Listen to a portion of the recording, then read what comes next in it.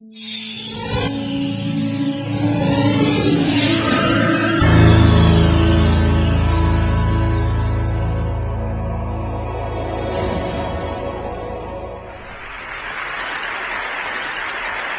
welcome. It's been reported that WikiLeaks, your baby, has, in the last few years, has released more classified documents than the rest of the world's media combined. Can that possibly be true? Yeah, can it possibly be true? It's a worry, isn't it? That the rest of the world's media is doing such a bad job that a little group of activists is able to release more of that type of information than the rest of the world press combined.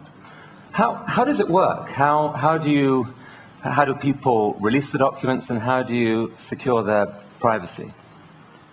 So these are, as far as we can tell, classical whistleblowers, and we have a number of ways for them to get information to us.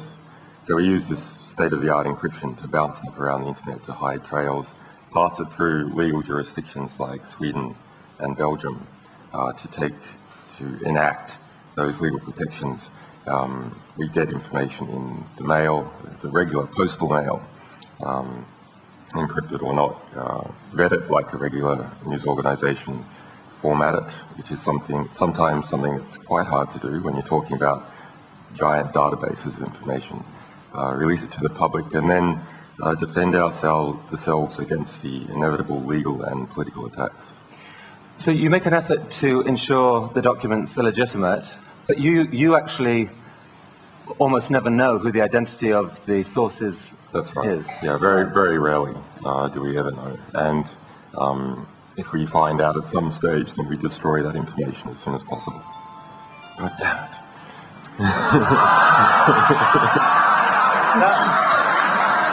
I think that's the CIA asking what the code is for a TED membership. So let's take an example. Actually, this is something you leaked a few years ago. If we can have this document up. So this was a story in Kenya a few years ago. Can you tell us what you leaked and what happened?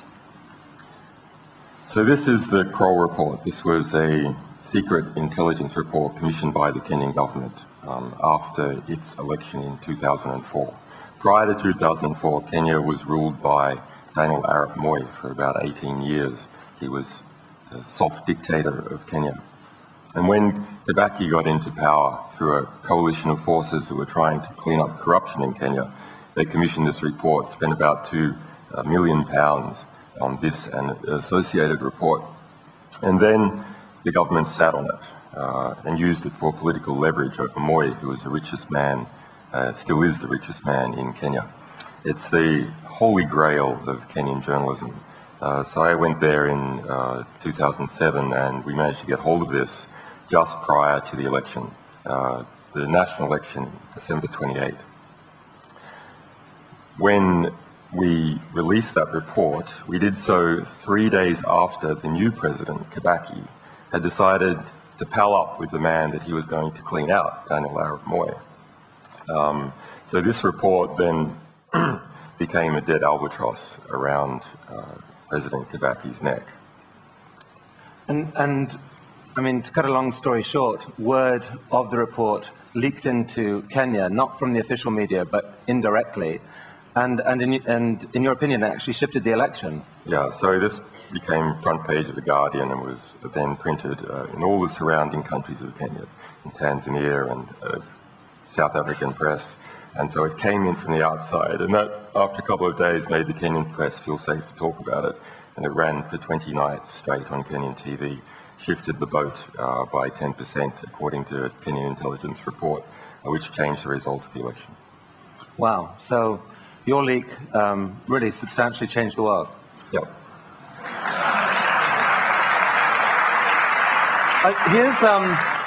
We're going to just show a short clip from this Baghdad airstrike video. The video itself is longer, but here's a short clip. This is intense material, I should warn you.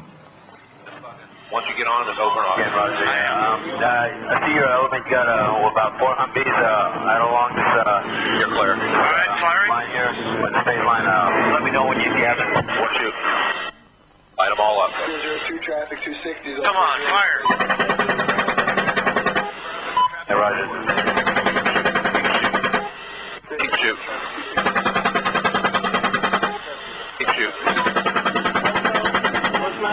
things. Postmaster, two things. We need to move time now. All right, we just engaged all 8 individuals.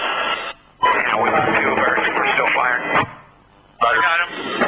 6 is a 2-6. We'll move, but we got this. Oh, sorry. I apologize. Bypass? God damn it, Kyle. Sorry. I hit him. So, what was the impact of that? The impact on the people who worked on it was severe. We ended up sending 2 people to Baghdad to further research that story. So this is just the first of 3 attacks that occur in that scene. I mean, 11 people died in that attack, right? Including 2 Reuters employees. Yeah, 2 Reuters employees, 2 young children were wounded. There were between 18 and 26 people killed altogether. And releasing this caused widespread outrage.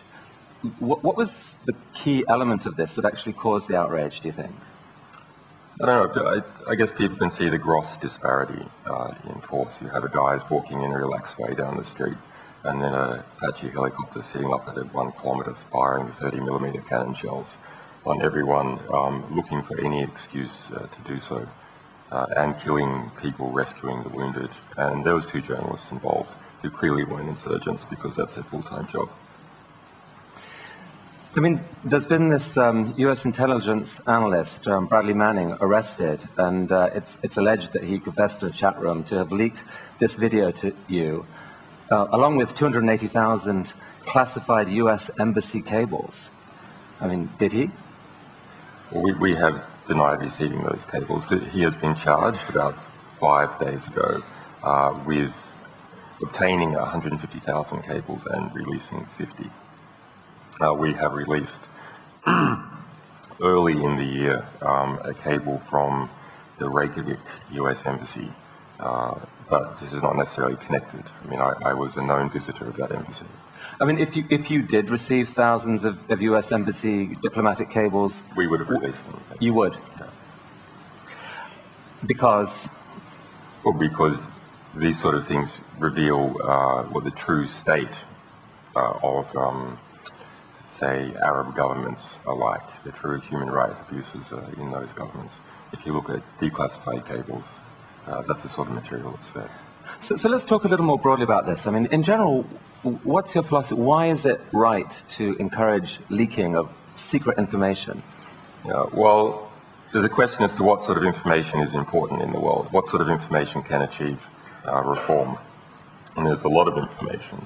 So information that organizations are spending economic effort into concealing, that's a really good signal that when the information gets out, there's a hope of it doing some good. Because the organizations that know it best, that know it from the inside out, are spending work to conceal it. And that's what we've found in practice, and that's what the history of journalism is. But are there risks with that, either to the individuals concerned, or indeed to society at large, where leaking can actually have an unintended consequence? Yeah, not that we've seen anything we've released. I mean, we have a harm minimization policy. We have a way of dealing with information that has sort of personally identifying information in it. But there are legitimate secrets. You know, your records with your doctor, that's a legitimate secret. But we deal with whistleblowers that are coming forward that are really sort of well motivated. So they are well motivated. And what would you say to, for example, the parent of someone whose son is out serving the U.S. military, and he says, you know what, you've put up something that someone had an incentive to put out. It shows the U.S. soldier laughing at people dying. You know, that gives the impression, has given the impression to millions of people around the world that U.S. soldiers are inhuman people. Actually, they're not. My son isn't. How dare you? What would you say to that? Yeah, we do get a lot of that. But remember, the people in Baghdad, the people in Iraq, the people in Afghanistan, they don't need to see the video. They see it every day. So it's not going to change their opinion. It's not going to change their perception. That's what they see every day. It will change the perception and opinion of the people who are paying for it all. And that's our hope.